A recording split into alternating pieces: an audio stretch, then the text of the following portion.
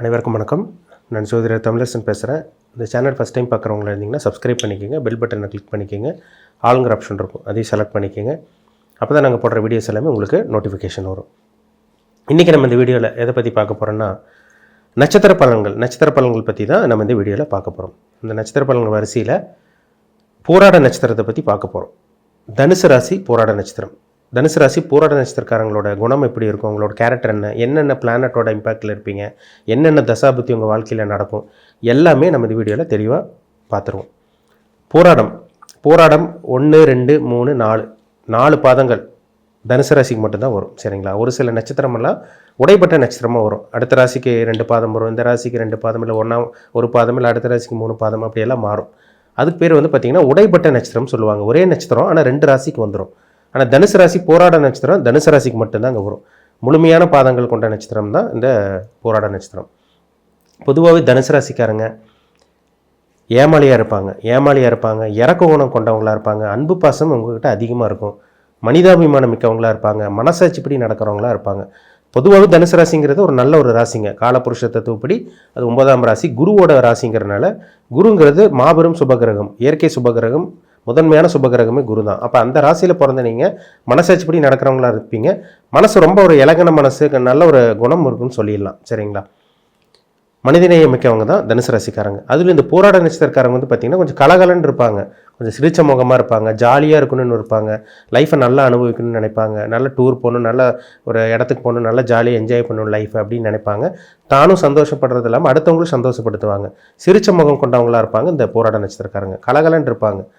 ஏன்னா இவங்ககிட்ட ஒரு அட்ராக்ஷன் இருக்கும். ஏன்னா சுக்கிரனுடைய நட்சத்திரம் தனுசு ராசி, குருவோட ராசியில் இருக்கிறனால இவங்ககிட்ட ஒரு ஈர்ப்புத்தன்மை இவங்ககிட்ட அதிகமாக இருக்கும். ஆப்போசிட் பர்சன் அட்ராக்ட் பண்ணுவாங்க போராட நட்சத்திரக்காரங்க. ஒரு சில பேர்லாம் பாருங்கள் இளமையான தோற்றம் கொண்டவங்களாக இருக்காங்க. ஏன்னா சுக்கிரனுடைய நட்சத்திரம். அப்போது அடுத்தவங்க ஈஸியாக பழகிடுவாங்க. இவங்களுக்கு நிறைய நண்பர்கள் இருப்பாங்க, இவங்க ஒரு அட்வைஸராக இருப்பாங்க, அடுத்தவங்ககிட்ட அட்வைஸ் பண்ணுவாங்க. இப்போ இவங்களுக்கு நல்லது நடக்குதோ இல்லையோ அடுத்தவங்களுக்கு அட்வைஸ் பண்ணுவாங்க. இங்கே அப்படி பண்ணுங்க, இப்படி பண்ணுங்க, இப்படி நடங்க, இப்படி நடக்காதீங்க அப்படின்னு அட்வைஸ் பண்ணுறவங்க தான் இந்த தனுசு ராசி போராட நட்சத்திரக்காரங்க. நல்ல ஒரு நட்சத்திரம், ஒரு அருமையான நட்சத்திரம். பிறக்கும் போதே பார்த்தீங்கன்னா ஒரு சுக்கிர தசை தான். பிறக்கும் போதே உங்களுக்கு நட்சத்திராதிபதி சுக்கிரனோட நட்சத்திரமாக இருக்கிறனால, போராட நட்சத்திரமாக இருக்கிறனால பிறக்கும் போதே உங்களுக்கு சுக்கிர தசை நடக்கும். 20 வருஷம் சுக்கிர தசைங்க. சரிங்களா? 1ஆம் பாதத்தில் பிறந்தீங்கன்னா கிட்டத்தட்ட 19-20 வருஷம் உங்களுக்கு சுக்கிர தசை நடந்துடும். இப்போ நடுப்பாதம், இப்போ 3ஆம் பாதத்தில் சென்ட்ரலில் நீங்கள் பிறந்திருந்தீங்கன்னா 10 வருஷம் வரும். அவ்வளோதான் டிஃப்ரென்ஸ் உங்களுக்கு. இப்போ முதல் பாதத்தில் பிறந்தவங்களுக்கு கிட்டத்தட்ட 20 வருஷம் சுக்கிர தசை. கிட்டத்தட்ட உங்களுக்கு முதல் பாதத்தில் பிறந்தீங்கன்னா 20 வருஷம் வரும், 2ஆம் பாதத்தில் பிறந்தீங்கன்னா 15 வருஷம் வரும். அவ்வளோதான் டிஃப்ரென்ஸ். அப்படி தான் உங்களுக்கு வரும். 4ஆம் பாதத்தில் பிறந்தீங்கன்னா உங்களுக்கு 5 வருஷம் பேலன்ஸ் இருக்கும். அவ்வளோதான். ஆனால் சின்ன வயசில் சுக்கிரதசை வர்றது கரெக்டானு பார்த்தீங்கன்னா, சின்ன வயசில் சுக்கிரதசை வரலாம், ஆனால் பாவகிரகம் சம்மந்தப்பட்டிருக்கூடாது. இப்போ உங்களுக்கு முதல் பாதத்தில் பிறந்தீங்கன்னா உங்களுக்கு கிட்டத்தட்ட உங்களுக்கு 19-20 வயசு வரைக்கும் உங்களுக்கு சுக்கிரதசை தாங்க நடக்கும். அந்த சுக்கிரதசை பாருங்கள், ராகுவோட இருந்து சனியோடு இருக்கவங்களுக்கெல்லாம் பாருங்கள், சின்ன வயசுலேயே பார்த்தீங்கன்னா படிப்பு மேலே நாட்டம் கம்மியாகி இந்த காதல் காமத்து மேலே நாட்டம் அதிகமாயிரும். ஏன்னா குட்டி சுக்கரன் குட்டி கழுக்கும்னு சொல்கிறாங்க. குட்டி சுக்கரன் குடும்பத்தை கெடுக்கும். சின்ன வயசில் பருவ வயசில் லவ் ஒரு சில பேர் சின்ன வயசுலேயே 15, 16, இந்த 20 வயசுக்குள்ளே ஏமாந்து போகிறவங்களாம் நிறைய பேர் இருக்காங்க இந்த போராட நட்சத்திரக்காரங்க. சின்ன வயசில் அந்த காதல் காமத்து மேலே நாட்டம் அதிகமாயிரும். சுக்கிரன் கெட்டு போனவங்களுக்கு, சுக்கிரன் நீச்சமாகி ராகுவோட சேர்ந்து, இல்லை சுக்கிரன் வேறு எங்கேயோ ஒரு இடத்துல 8ஆம் இடத்துல சம்மந்தப்பட்டு, சனியோட சம்மந்தப்பட்டு, இல்லை சுக்கிரன் ராகு சனி சம்மந்தப்பட்டு, இந்த மாதிரி காம்பினேஷன் எல்லாம் இருந்துச்சுன்னா சுக்கிரன் கம்ப்ளீட்டாக அவுட் ஆகிடுறாருன்னு அர்த்தம். சுக்கிரன் முழுமையாக கெட்டு போயிடுறாரு. அப்போ தவறான வழியில் தொடர்பு ஏற்பட்டு சின்ன வயசுலேயே அவங்க அந்த பருவ வயதிலே பார்த்திங்கன்னா தவறான விஷயங்களை போய் மாட்டிக்குவாங்க. அதனால் அந்த சுக்கிரன் ஜாதகத்தில் கெடாமல் இருக்கிறது நல்லது. இப்போ நீங்கள் 15-20 வயசுக்குள்ளே இருந்தீங்கன்னா உங்களுக்கு சுக்கிர தசை நடந்துகிட்ருக்கும். அது 1ஆம் பாதத்தில் பிறந்தவங்களுக்கு. இந்த டைம்லாம் ரொம்ப கவனமாக இருக்கக்கூடிய காலகட்டமும். சரிங்களா? சுக்கிரன் கெடாமல் இருக்கணுங்க. சுக்கிரன் கெட்டு போச்சுன்னா தவறான வழிகளை போய் மாற்றுறது, சின்ன வயசில் லவ் ஃபெயிலியர் ஆகுறது, காம சம்மந்தப்பட்ட விஷயங்களை போய் லாக் ஆகுறது, இதெல்லாமே சின்ன வயசுலேயே அவங்களுக்கு வர்றதை கண் கூட பார்க்க முடியுது. ஏன்னா சுக்கிரனாலே என்ன காதலை தான் கொடுக்கும், காமத்தை தான் கொடுக்கும். அப்பேற்பட்ட கிரகம் சுக்கிரன். சொகுசுக்குண்டான கிரகமே சுக்கிரன் தான்.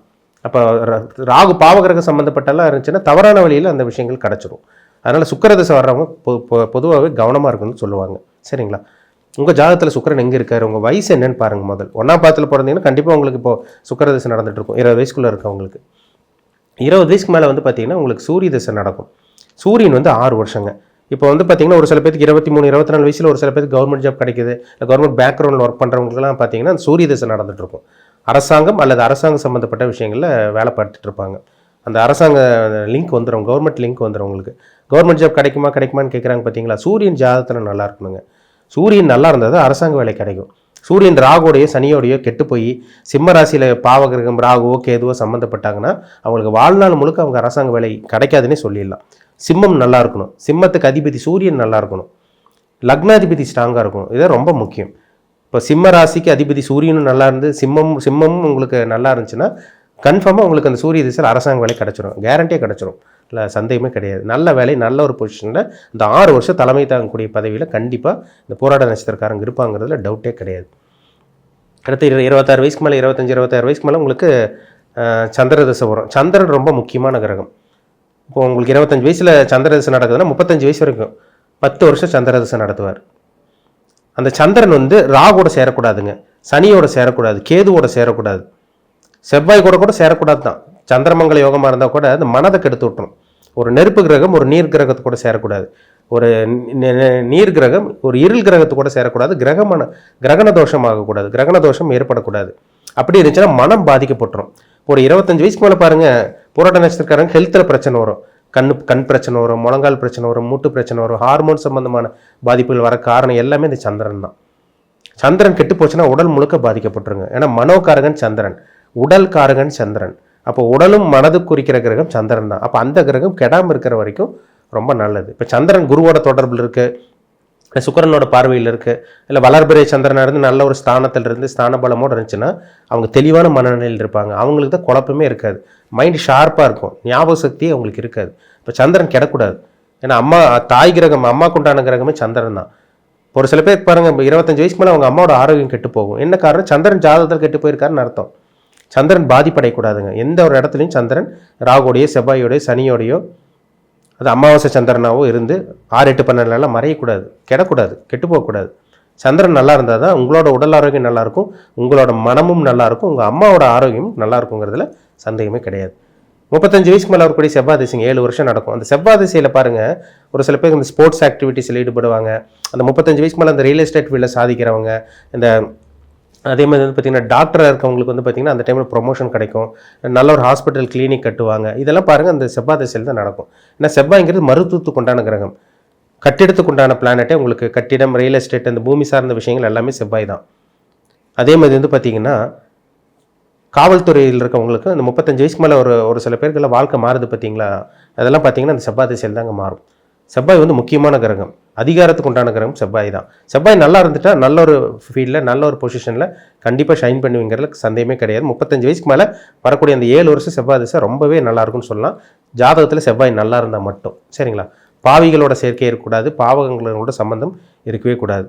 செவ்வாய் திசை வந்தாலே ஒரு சில பேர் படப்படன்னு கோவம் வரும், வேகமாக செய்வாங்க, இந்த ரத்த காயங்கள் ஏற்படுறது, அறுவை சிகிச்சை கத்திப்படுறது, இதெல்லாமே இந்த செவ்வாய் திசையில் தான், பாவகிரக சம்மந்தப்பட்டவங்களுக்கு. உங்களுக்கு 40 வயசுக்கு மேலே வரக்கூடிய பார்த்தீங்கன்னா 42, 43 வயசுக்கு மேலே உங்களுக்கு ராகுதிசை நடந்துடும். இப்போ 42 வயசு ராகுதிசை நடக்குதுன்னா உங்களுக்கு 60 வயசு வரைக்கும் ராகுதிசை நடக்குங்க. ராகு இந்த முக்கியமான வயசு 40 நடுத்தர வயதில் ராகுதிசை வர்றவங்களுக்கு ஒரு சில பேர் ஜாக்பாட் அடிக்குது. என்ன காரணம்னா ஷேர் மார்க்கெட்டில் சம்பாதிக்கிறாங்க, ஒரு பார்ட்னரோட சேர்ந்து இது பண்ணுறாங்க, வெளிநாட்டு போய் சம்பாதிக்கிறாங்க, ஐடி ஃபீல்டில் ஷைன் பண்ணுறவங்க, இவங்களுக்கெல்லாம் பாருங்கள் இந்த ராகுதிசை நடந்துகிட்ருக்கும். 42 வயசுக்கு மேலே வரக்கூடிய ராகுதிசை 20 வருஷம், கிட்டத்தட்ட 60 வயசு வரைக்கும் ராகுதிசை நடக்கும். ராகு நல்ல ஒரு ஸ்தானத்தில் 3, 6, 10, 11ஆம் இடத்துல, 3ஆம் இடம், 6ஆம் இடம், 10ஆம் இடம், 11ஆம் இடத்துல இருந்துட்டாருன்னா ராகு கொட்டி கொடுக்குற ராகுவாக இருப்பார். 40 வயசுக்கு மேலே வாழ்க்கை தலைகீழ மாறும், ஒரு நல்ல ஒரு வாழ்க்கையை வாழ்ந்துருவாங்க. ராகு நல்ல ஒரு இடத்துல இருக்கணுங்க, பாவகிரகம் சம்மந்தப்படக்கூடாது. ராகு வந்து உங்களுக்கு 6ஆம் இடத்துலேருந்து உங்களுக்கு சனியோட சம்மந்தப்பட்டாருன்னா ராகு திசை கெட்டு போயிட்டாருன்னு அர்த்தம். ராகு தனிச்ச 6லேருந்து சுபகிரகம் சம்மந்தப்பட்டாருன்னா ராகு கொட்டி கொடுக்குற ராகுவாக இருப்பார். அது 3ஆம் இடத்துல இருக்கிற ராகு பிரபலமாக வைப்பார், பெயர் புகழ் அந்தஸ்தெல்லாம் கொடுக்க வைக்கிறதால இந்த 3ஆம் இடத்துறாகும் 10ஆம் இடத்துறாகும் தான். 11ஆம் இடத்துல இருக்கிறாகும் பெரிய கோடீஸ்வரன், உயர்ந்த அளவுக்கு உயர்தரமான ஒரு கோடீஸ்வரனாக இருக்கிறது, மிகப்பெரிய பிரம்மாண்டமான கோடீஸ்வர வாழ்க்கை வாழ்கிறவங்க ஜாதகத்தெல்லாம் பாருங்கள் 11ஆம் இடத்துல ராகு கண்டிப்பாக சம்மந்தப்பட்டிருக்கும். ரொம்ப முக்கியங்க, ராகுங்கிற முக்கியமாக 18 வருஷம் சாதாரண விஷயம் கிடையாது, மிகப்பெரிய விஷயம். இப்போ ராகு நல்ல இடத்துல இருந்தால் நீங்கள் வாழ்க்கை நல்லா இருக்குன்னு அர்த்தம். ராகு கெட்டு போயிட்டாருன்னா அந்த 40 வயசுக்கு மேலேருந்து 60 வயசு வரைக்கும் வாழ்க்கை ஒன்றுமே இருக்காது, நரக வாழ்க்கையை வாழ போகிறாங்கிறதுல டவுட்டே கிடையாது. ராகு பாவகிரகம் சம்மந்தப்பட்டவங்களுக்கு அந்த பாதிப்பு கண்டிப்பாக இருக்கும். சுபகிரகம் சம்மந்தப்பட்டு நல்ல ஒரு இடத்துல இருந்தாருன்னா அது யோக ராகு, அதிர்ஷ்ட ராகுவாக தான் நிச்சயமாக இருக்குங்கிறதுல சந்தேகமே கிடையாது. 60 வயசுக்கு மேலே வரக்கூடிய 16 வருஷம் கிட்டத்தட்ட பார்த்திங்கன்னா குரு திசை. அந்த குரு திசையில் சில பேர் கஷ்டப்படுறவங்க இருக்காங்க. குரு சனியோட சேரக்கூடாது. அதே ரிஷப லக்னத்துலேயும் உங்களுக்கு துலாம் லக்னத்தில் பிறந்தவங்களுக்கு பாவகிரக சம்மந்தப்பட்ட குரு வந்து நோய் தொல்லைகள் கண்டிப்பாக 16 வருஷம் கொடுக்கறது கண் கூட பார்க்க முடியுது. அப்போ ராகு வந்து ரிஷப லக்னத்துக்கும் உங்களுக்கு குரு வந்து ரிஷப லக்னத்துக்கும் துலாம் லக்னத்தில் பிறந்தவங்களுக்கு குரு திசை அவயோகியாக இருக்குது. சரிங்களா? அந்த லக்னத்தில் பிறந்தவங்க மட்டும் செக் பண்ணிக்கோங்க. உங்கள் ஜாதகத்தில் குரு சுபகிரகங்களோட சம்மந்தப்பட்டிருக்கா பாவகிரகங்களோட சம்மந்தப்பட்டிருக்கான்னு பார்த்துக்குங்க. சரிங்களா? அது ரொம்ப முக்கியம். இப்படி தான் இந்த ஃபார்மேட் படி தான் உங்கள் வாழ்க்கை போகும். தசாபுத்தி மீறி ஒன்றுமே பண்ண முடியாது. ஒரு மனிதனை ஆட்டி படைக்கிறதுக்கு நவகிரகங்கள் தான். அந்த நவகிரகங்களில் என்ன சம்பவம் உங்களுக்கு இப்போ நடக்குது, என்ன உங்களுக்கு விஷயங்கள் நடக்குது சுட்டி காமிக்கிறது அந்த கிரகத்தோட தசாபுத்தி தான். சரிங்களா? இப்போ ஒரு விஷயம் நடக்குது, அது நல்லதோ கெட்டதோ, நல்லது நடக்குதோ கெட்டது நடக்குதோ, அது காரணம் வந்து தசை நடத்தக்கூடிய கிரகமும் புத்தி நடத்தக்கூடிய கிரகமும் தான். எந்த ஒரு மனிதனாக இருந்தாலும் இந்த கர்மாப்படி தான் செயல்படும். சரிங்களா? அப்போ உங்கள் பிறப்பு ஜாதகத்தில் தனிப்பட்ட ஜாதகத்தில் என்ன தசாபுத்தி போகுதுன்னு பாருங்கள். அது ரொம்ப ரொம்ப முக்கியம். மீண்டும் அடுத்த பதிவு சந்திக்கும் வரை உங்களிடமிருந்து விடைபெறுவது உங்கள் சோதரில் தமிழரசன். இந்த சேனல் பிடிச்சிருந்தா உங்கள் நண்பருக்கு உறவினருக்கு ஷேர் பண்ணுங்கள், லைக் பண்ணுங்கள், சப்ஸ்கிரைப் பண்ணுங்கள், பெல் பட்டனை கிளிக் பண்ணிக்கோங்க. ஆல்கிற ஆப்ஷன் இருக்கும், அதையும் செலக்ட் பண்ணிக்கோங்க. அப்போ தான் நாங்கள் போடுற வீடியோஸ் எல்லாமே உங்களுக்கு நோட்டிஃபிகேஷன் வரும். நன்றி, வணக்கம்.